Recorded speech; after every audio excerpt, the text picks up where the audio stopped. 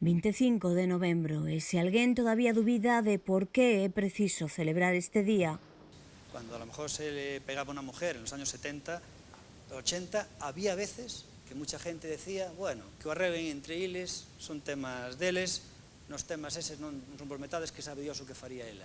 Eso es algo que hoy es inimaginable, y es inimaginable gracias a los avances y a las luchas que se han conseguido en los últimos años. Pero decir que yo recuerdo aquello que hoy parece que ya suena a ciencia ficción.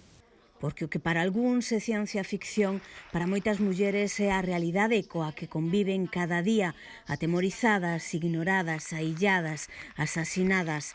A esperanza atopámola nas palabras dunha nena de 15 anos, Paula.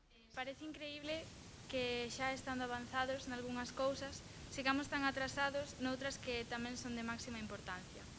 Porque a hora de innovar tecnolóxicamente somos os mellores, pero seguimos sendo unha sociedade moi machista, aínda máis que hai anos.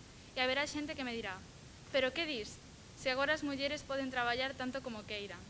Sí, pero na maioría dos casos con menos soldo cos homes. Se as mulleres tedes un día para vos, se todo, pero se realmente estivésemos en igualdade de condicións, non sería necesario.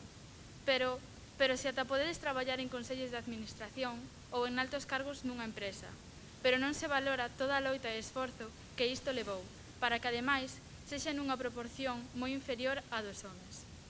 Persoalmente, creo que non somos capaces de avanzar neste campo porque se ve como algo que só afecta ás mulleres, pero en realidade afecta a toda a sociedade.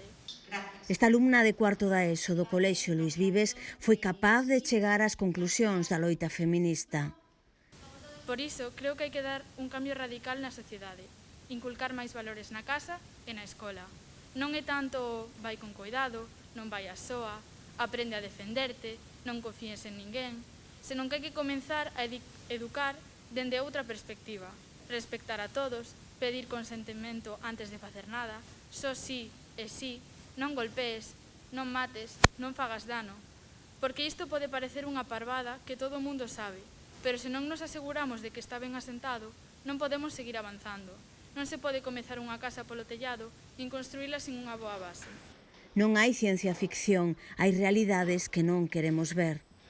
Hai que poñer máis medios preventivos, non esperar a que suceda algo para logo botar as mans na cabeza ou pensar como podemos solucionalo.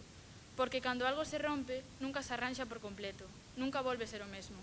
Non é tanto o pensar, unha vez que está roto, como podo arranxalo, pero sí decir, que podo facer para que isto non suceda?